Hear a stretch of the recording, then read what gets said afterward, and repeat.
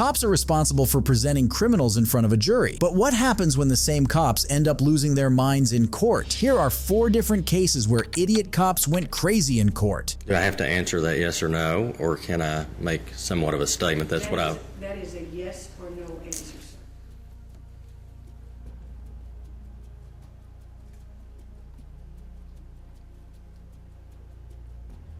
Will I have the opportunity to say anything further? This is a recently retired Breckenridge County Sheriff, Todd Pate, who found himself on the stand for a case of DUI or driving under the influence in March 2019 when another driver was injured in a car crash caused by him. He is put in front of the judge to plead guilty as per documents signed by him and his lawyer, Mr. Vows. We're here this afternoon. Initially, it was set as a pretrial conference that was continued from a January pretrial conference, the purpose of which was to further address pending motion, including motion to transfer venue, and also then to get this matter set for trial. The court has subsequently been advised that the attorneys have negotiated a resolution of this case on guilty plea. It is further my understanding that the terms of that plea have been fully discussed with. Is that your phone, Mr. Pate? Yes, it is. You need to put it away. Okay. I was just had You a. need to put it away. Okay.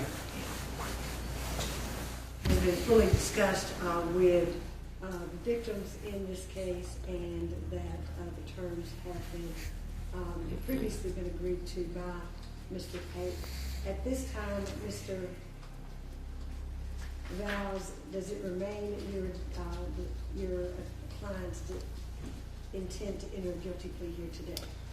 I think you better ask him that question. Mr. Pate, if you'll raise your right hand and swear, please. Do you swear or affirm that the testimony you're about to give will be the truth? So help you God. Yes, I do. State your name, please. Jerome Todd Pate. And Mr. Pate, what is the last 4 digits of your Social Security number? 1120. And what is your date of birth? It's October 15th, 1969. Have you ever been told that you suffer from any mental illness or condition that affects your ability to think or to reason? I've been told that I have PTSD, depression, but not that I am. No, I don't think that I have anything wrong with me at this time. Are you currently receiving any treatment for any sort of mental disorder or condition? Depression, anxiety. Right. Are you currently taking any medication for depression and anxiety? Yes, I am. All right. And have you taken that medication as prescribed? Yes. Are you under the influence of any other drugs or alcohol today? No, ma'am. Have you taken any over-the-counter medication that contains codeine, antihistamine, or any other substance that would affect your ability to think clearly? No, ma'am. At this time, is it your desire to change your plea from not guilty to guilty? Do I have to answer that yes or no, or can I make somewhat of a statement? That is a yes or no answer, sir.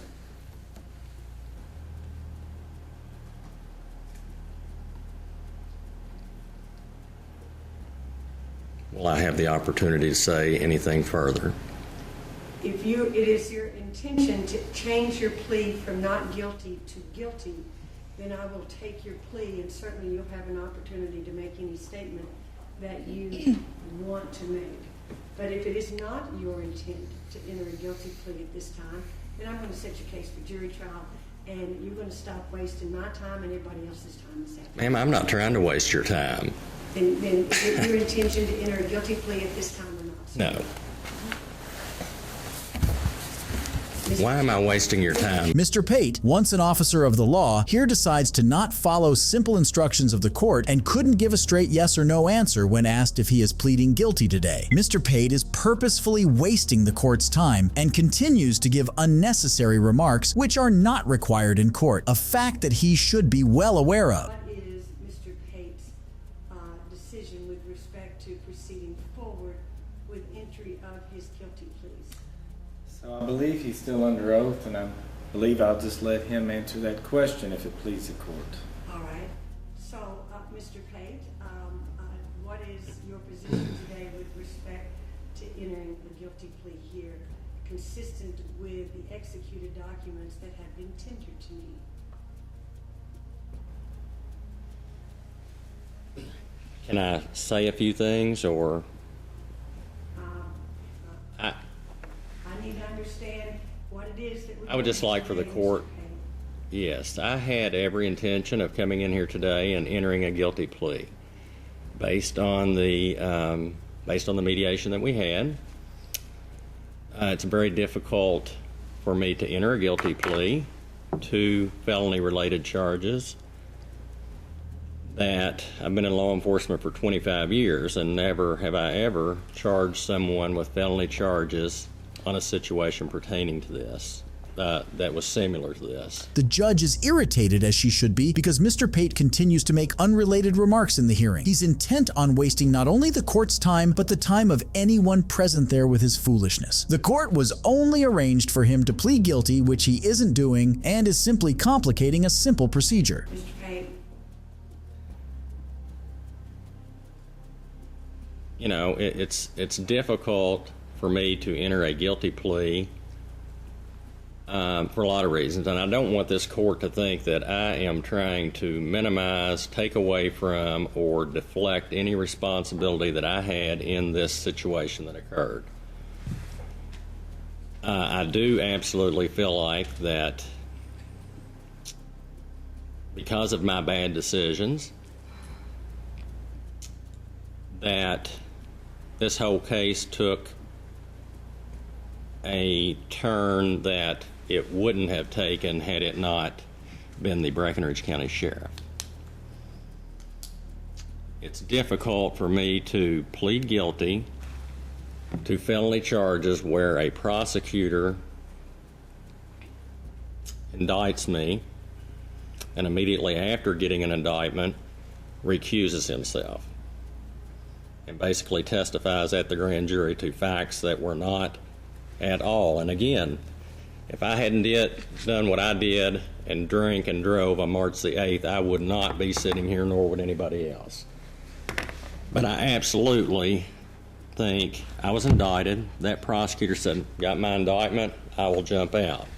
Then I made an offer based on those indictments on a Monday.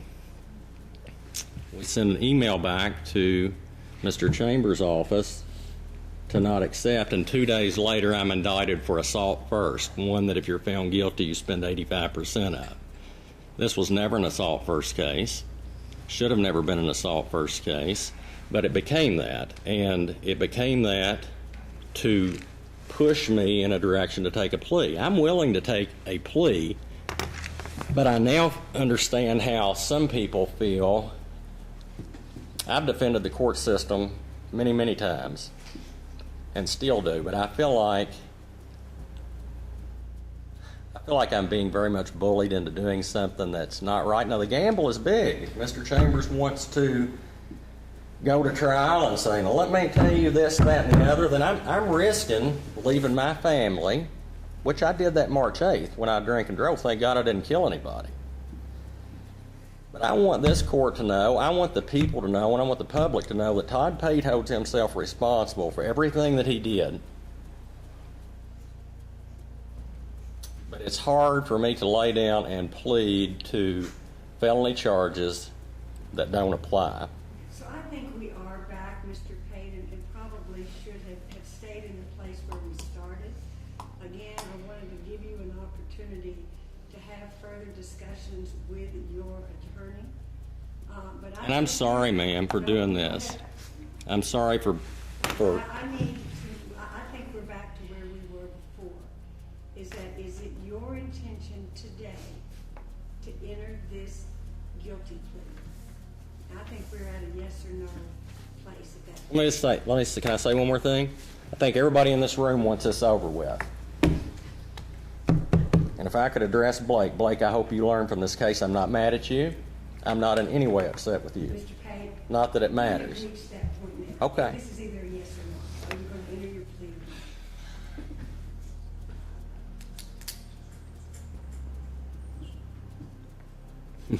I guess everybody thinks it's funny. Mr. Pate knows the law and knows how important the time of court is and still keeps on wasting it for no good reason, as he has already signed a document agreeing to plead guilty. He's panicked and can't even listen to his lawyer and continues to ramble in court about what should have been and other concerns that are not of the courts at this time. This irritates the judge, who has already shown great patience, as he cannot make up his mind and can't tell if he is going to plead guilty or not, something that seemingly had already been decided. But if you're thinking Officer Pate went crazy in the courtroom with his answers, wait until you find out how confused and strange Deputy Wester was. Let's look at how he couldn't even manage to keep his statements straight and consistent. You don't look. You just said a moment ago to this jury that you didn't know if it had evidentiary value or not. Okay. You just said that a moment ago, and now you're saying that you already looked at it and it didn't have evidentiary value. Which one is it? So, as I just stated a couple seconds ago, it did not appear to have evidentiary value. I did not examine it. I did not open it up at this point and examine it. This is Deputy Zachary Wester, who was arrested in 2019 when he was caught on his own body cam video planting drugs in innocent citizens' vehicles during traffic stops. He was put in front of a jury for the cases of racketeering, fabricating evidence, official misconduct, false imprisonment, and possession of controlled drugs and paraphernalia. Okay, like several of the other listed victims in the case, she consents to the search of her car, doesn't she? She does. She does, yes. She mentions that she's got $5 that's missing in that video before you find anything. Isn't that right? That is correct, yes. She's specifically drawing your attention to her purse or her pocketbook because she's missing $5. Isn't that right? Correct, yes. She's not trying to take her purse with her when she gets out of the car and goes and stands with backup Deputy Heike, is she? I don't believe so, no. Video doesn't show, and the video Right. doesn't depict it. Do you remember hearing it? I do not remember it right. So she didn't try to take her purse. Now you say, you've testified on direct that you don't dispute that there's something in your hand like those photos the state's exhibits depict. Is that correct? Correct, yeah, I don't dispute that at all. Your dispute is that you say that it's not the same item that you charged Teresa Odom with, correct? Correct, it is not the same item, right? It was a different baggie, is what you say, correct? Correct. Okay. Where on your body camera video do we see you handle that baggie and either picking it up or putting it down or looking at it closely to determine what's in it? Are you referring to the baggie that was in my hand before I put my search gloves on? Yes, sir. Okay. So as you noticed on the video, there were multiple semis, multiple vehicles driving by in the opposite direction. Whenever I put that baggie in the front driver's side floorboard, I never seen it again. I'm not sure if it's because when a semi came through, it blew it into the roadway. After I found the baggie in her purse containing methamphetamine, and after I found the spoon, which was used as paraphernalia, there was really no need for me to go walk across 231 at the busiest time of the day to try to find something that I didn't even know was evidentiary value or not. How could the body cam go off just when he was handling a baggie that he says was not of evidentiary value and hadn't even confirmed its contents? This clearly shows that there's something wrong with the procession of events, and it raises the suspicions even higher. Why'd you set it down on the floorboard if you didn't know if it had evidentiary value or not? Why'd you set it down? If it was already in your hand, why would you set it down on the floorboard with that setting like you've just described to the jury if you didn't even know if it had evidentiary value or not? So that I could search the vehicle. How about searching what's in your hand? How about that? Wouldn't you agree that it would make more sense to start with what's already in your hand before you, if it indeed was a different thing, that it would make more sense to start with what's already in your hand before you set it down on the floorboard on admittedly a busy road? Yeah. In this particular case, no, that would not make sense because whenever I looked at the bag, it did not appear, as I testified earlier, that it was of evidentiary value. You don't look. You just said a moment ago to this jury that you didn't know if it had evidentiary value or not. Okay. You just said that a moment ago, and now you're saying that you already looked at it and it didn't have evidentiary value. Which one is it? So as I just stated a couple seconds ago, it did not appear to have evidentiary value. I did not examine it. I did not open it up at this point and examine it. It did not appear to be of anything of evidentiary value. Deputy Wester changed his statement entirely, and the high contradiction in the two statements of his in a couple of minutes shows how confused and dishonest he is about what happened. At what point on that video do you have time, or does it even show you looking at it to make some type of a reasonable inference as to whether or not it had evidentiary value? Sure. So whenever I went to the passenger side of Miss Odom's truck, from the passenger side, you could pretty much see the whole front cabin of that vehicle. Whenever I looked across, I noticed that that particular item that was in my hand was no longer on the driver's side floorboard. Didn't really concern me that much because I'd found methamphetamine in her purse and I'd found the spoon. Like I said earlier, Mr. Williams, I was not going to walk across Highway 231 or shut down traffic to try to find something that was most likely just a piece of trash. It was already in your hand, and you made a conscious decision to set it on the floorboard, didn't you? I did, yes. Did you or did you not look at it?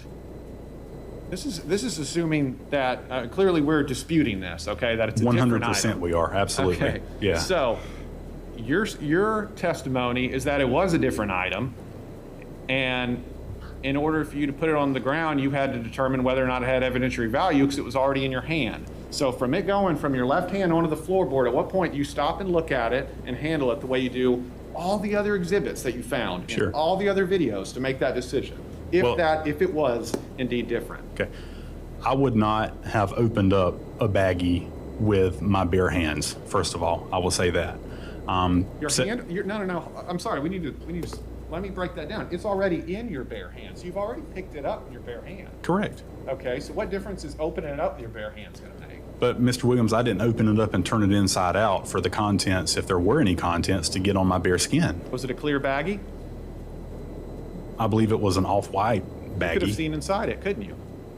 I don't believe I could have. With this particular baggie, I don't believe I could have, because from what I remember, it was an off-white, almost an eggshell white. You can't give a consistent answer on this because there isn't a consistent answer, correct? As the trial goes on, the contradictions in Deputy Wester's statements keep on growing, and he is unable to give a consistent answer to any of the prosecutor's questions. This is what happens when a person is guilty and he tries to defend himself with all the lies he can think of, but the truth always shows itself in the end. As for Deputy Wester, the jury could see through his lies and gave him 12.5 years in prison. After watching that, you must be thinking how Deputy Wester misused his power, but we're just getting started as we see the wrongdoings of Marshall Fox, who arrested a lady for reporting a crime against him. Tell the truth. Tell the truth. Tell the truth. You can watch the video. The video when you show. I just kind of covered myself. I'm just trying to stay out of trouble, sir. I never did anything to anyone. I'm a law-abiding citizen. How could you do this Why are to you me? here? This is Marshall Fox, who sexually assaulted Monica Contreras in her family court hearing in the Clark County Courthouse regarding her divorce case in August 2011. Patricia Doninger, the hearing master, was present at the moment, but neither stopped them nor reported them. What are you alleging that my officer did? I mean, he had me in the room and he asked me, he said, listen, I'm supposed to have a female with me and have her check your bra for me, but I just want to get you out of here. He said, so can I just have you pull up your shirt and show me that there's no drugs in there? And I said, well, I would surely let you check my bra because I'm not scared of anything. I said, but I really don't trust. That's a good idea. I think I'd rather have a female. And he went in there and This was going to take her home. I was just offended by this. How come? Can't Mama go to her? I'm just offended that he asked me to do that. Okay, so store stance, handcuff her. Why would Bring I her be in. handcuffed? Why would I be arrested? Can we do something with a Why little... would I be arrested though? For what? Hold on. For what, sir? Hold on. Okay, why would I be arrested? Can you please tell me? Turn around, put your hands behind your Can you back. please tell me? Turn around, put your hands Because of behind your false back. allegations made against the police officer, so. What? If you could call up Child Haven for me. How could you prove that that was false? We can clearly see that in the presence of the hearing master, Marshall Fox and the other marshal are trying to forcefully arrest Miss Monica while she asks what she did. These inhuman officers didn't listen to a word uttered by her, while their duty is to protect such innocent citizens. Marshall sexually assaulted her and then reported her for false accusation while that young lady is tensed about her divorce case, and all of this is done in front of her little girl. How can an officer of the law, a human, be this cruel? How could you prove that that was false? Okay, that was false. You're saying Do it. not turn around. I will also have instructions. Okay, stop. What did I do to anyone? Leave me alone, please. Please, stop. Tell the truth. Tell the truth. Tell the truth. You can watch the video. The video in the show. I just kind of cover myself. I'm just trying to stay out of trouble, sir. I never did anything to anyone. I'm a law-abiding citizen. How could you do this Why are to you me? here? Because my ex-husband is jealous of me. He doesn't want me to succeed. It should be okay. So nothing is your fault. No, sir. He's making up everything. I never did anything to anyone. I've only been trying to be a good person my whole life. And this whole time, everybody keeps trying to beat me down. Did your legs feel better? Oh, my child. Okay. Please leave me alone, please. Ma'am, we are on record, right? I don't want to press charges. I don't want to hurt anyone. I just want it to end. I just want to be good. No, because you. Please, sir. Follow my Yeah, finger. we're happy. Just your eyes. Not Do you yours. have a No, because if she wants to make the allegations, I'll pursue. When was the last time you used anything? I've never used drugs my Just whole follow life. the finger. You gotta do two things at once. Talk and watch. You've never used any kind of No, narcotics. sir. You drug test me. You have a drug test. Have we run her yet?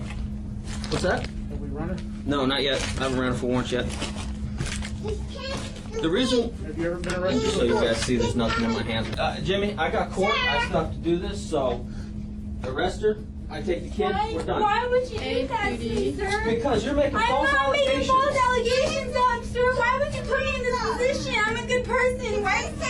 You already just told me you were arrested once before for false allegations. In addition to assaulting her sexually and charging her for reporting it, they are trying to put another allegation of consuming drugs on her. They are doing this only because they think they are in a position of authority and are taking advantage of it. This goes to prove that every family court should have cameras to record hearings to catch misconduct such as this. No, I don't want to deal with this, please. I just want to end it. Okay, it was all lies. It was all lies. It was all lies. It was all lies. Let me go, please. Let me go. It was all lies. I don't want to deal with anything. It was all lies. All lies. All lies. All lies. Please stop. We can do this the easy way. We can do this to her. Why would you be let's bow arresting here. me? So let me Why would you be arresting me on right record, now? on tape, in the courtroom. I Step don't. up to I the just want to table. go home, please. Miss, I just want to step go to home, the please. table. Step to the table. That's what happened. Right near the microphone. You put me in the room and you asked me to lift up my shirt without a witness. Okay. You asked me to lift up my shirt without a witness. Did you do this to me? How could you watch? How could you watch? She's got blue hair. Hey. You Sorry. asked me to pull up my shirt. Leave me alone. I don't want to go to jail. I'm just trying to defend myself. First you said. I don't want to go to jail. Can you please pull up your shirt without a witness? He said, can you please pull up your shirt without a I'm witness? gonna have to take one kid to Child Haven, book into custody. If you can have them come over, please. He said, can you please pull up your shirt without a witness? And I said, I don't think that's a good idea. Yes, I do. Get us if you have a female. All right, send me somebody. How could you want this happen to someone? Go ahead, sit right down over there, little one. Leave me alone. What's gonna happen to my purse? Yeah. Leave me alone. Don't go anywhere yet. The marshals here had despicable, inhuman behavior as they targeted an innocent woman and threatened her with force to arrest her, and if she didn't cooperate, they threatened her with her child. These bully officers did as they pleased and arrested her forcefully while she kept crying. All she wanted was to go home with her kid. She first reported this to the Marshal Internal Affairs, and 2 months after that, the marshal was fired. On April 5th, Contreras filed a federal lawsuit against Marshall, Kenyon, and Donninger, as well as Clark County, the state of Nevada, and the courts on grounds that her civil rights were violated. You must be thinking how bad these cops were, but wait until you meet Officer Derek Chauvin, who killed a man in his custody by being so forceful that left Mr. Floyd unable to even breathe. And then he put his hands on his head, right? That's correct, yes. And there was one officer who said that they were going to tase him, right? That's what I heard, yes. This is former Minneapolis police officer Derek Chauvin, who arrested a 46-year-old black man on May 25th, 2020. Videos from bystanders and security cameras showed officers taking a series of actions which left Mr. Floyd unable to breathe. And even if he called out for help, nobody helped him. Testified that you were the officer who approached the passenger side of the vehicle. You approached George Floyd on May 6th of 2019, is that right? That's correct, yes. And you had your gun drawn when you approached Mr. Floyd, isn't that right? Yes, I pulled it, yes. And when you approached Mr. Floyd, he said, "Don't shoot me, man, I don't want to get shot," right? Something like that, yes. You told him to undo his seatbelt, correct? That's correct, yes, ma'am. And he did that, right? Yes, he did. And then you said, "Put your hands where I can see them," correct? Yes. And then he put his hands in the air? Yes. And then you told him to put his hands on the dash, is that right? That's correct. And that was when you grabbed his hand and forcibly put it on the dashboard of the vehicle, correct? Well, and yes.